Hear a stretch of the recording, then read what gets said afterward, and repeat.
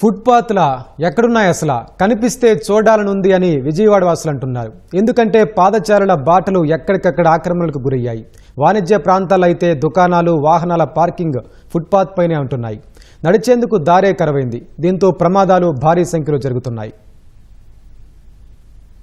విజయవాడలో అన్ని రోడ్లు కలిపి సుమారు 1337 కిలోమీటర్లు ఉన్నాయి. 20,000 మీటర్లు ఫుట్పాత్ వేయగా వీటిలో 6,000 మీటర్లకు పైగా ఆక్రమణకు గురైనట్లు ఓ అంచనా. బెంజ్ సర్కిల్ నుంచి రాజీవ్ గాంధీ పార్కు వరకు కాలు తీసి కాలు పెట్టే తావులేదు. ఈ ప్రాంతంలో హోటళ్లు, మాల్స్, రెస్టారెంట్లు, వస్త్ర దుకాణాలు, ఫ్యాన్సీ స్టోర్లు, ఎలక్ట్రానిక్స్ దుకాణాలు ఉన్నాయి. ఇక్కడ చాలా మంది రోడ్డుపైకి మెట్లు, ర్యాంపులు నిర్మించారు. ఏలూరు రోడ్డులో అయితే ఫర్నిచర్, పుస్తకాలు, ఎలక్ట్రికల్, ఎలక్ట్రానిక్స్ దుకాణదారులు బహిరంగంగానే ఆక్రమించి ఉత్పత్తులను ఫుట్పాత్లపైనే ప్రదర్శనకు ఉంచుతున్నారు. నగరంలో చాలా వరకు ఫుట్పాత్లు లేక రోడ్లపైనే నడవాల్సి వస్తోంది. ఎటు నుంచి ఏ వాహనం వచ్చి ఢీకొడుతుందో అని పాదచారులు భయపడుతున్నారు. ఏటేటా పెరుగుతున్న ప్రమాదాలు కలవరానికి గురిచేస్తున్నాయి.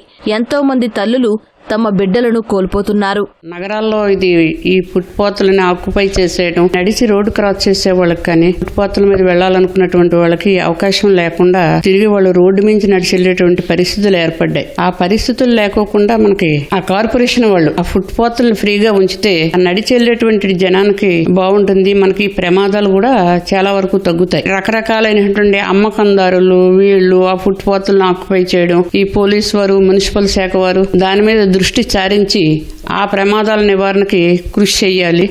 మాలాంటి ఎన్జిఓస్ మేము చేస్తూనే ఉన్నాం యూత్ మీద. అటువంటిది ఏంటంటే అది ఎన్ఫోర్స్మెంట్తో కూడుకున్నటువంటి వ్యవహారం కాబట్టి అధికారులు చేసి వాళ్ళని ఆ ఫుట్పాత్లను వికెట్ చేయించి ఈ బాటసారులకు అవకాశం ఇస్తే మనకు ప్రమాదాలు చాలా వరకు తగ్గుతాయండి. చాలా ప్రాంతాల్లో ఫుట్పాత్లు నిర్మించకపోవడంతో బాటసారులు నడవాలంటే ప్రాణాలు అరచేతిలో పెట్టుకోవాల్సి వస్తోంది. ఎక్కువ మంది తిరిగే బందరు రోడ్డు, ఏలూరు రోడ్డులో పరిస్థితి మరీ దారుణం. సైడ్ కాలువలు, నడకదారులను ఆక్రమించి చాలా చోట్ల మెట్లు కట్టేసి పార్కింగ్ ప్రదేశాలుగా మార్చేశారు. గవర్నర్పేట, వన్ టౌన్లో, కేఆర్ మార్కెట్ ప్రాంతాల్లో పండ్ల వ్యాపారులు, వస్త్ర, బంగారు దుకాణాల వారు ఫుట్పాత్లను ఆక్రమించేశారు.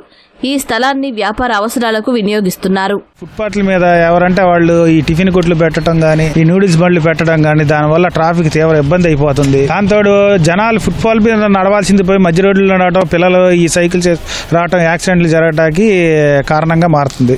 ఫస్ట్ లో రెంట్లు వచ్చేసి అద్దులు వచ్చి 2,000, 3,000, 4,000, 5,000 ఉండే షాపుల్లో ఈ రోజుల్లో వచ్చేసి ఒక్కొక్కడు 15,000, 12,000 అని చెప్పేసి గుడ్ విల్ వచ్చేసి 1,00,000, 2,00,000, 3,00,000 అడగడం వల్ల దానికన్నా ఈ రోడ్ల మీద పడేసి రోడ్ల మీద వ్యాపారాలు చేస్తారు. ఆ ఫుట్పాత్ల మీద ఉన్న ఆ బళ్ళు కానీ ఇలాంటివి పెట్టనీయకోకుండా చూడాలని ఈ ప్రభుత్వాన్ని మేము కోరుతాం. ప్రజలు నడవాలన్నా కూడా వాళ్ళ ఎవరైనా బళ్ళు వెనకాల నుంచి బండి వస్తుందంటే ఆ బండి కూడా ఈ ముందున్న ఈ బళ్ళన్నీ ముందు ఉండటం వల్లే కొంతమందికి యాక్సిడెంట్లు అవ్వటం జరుగుతుంది.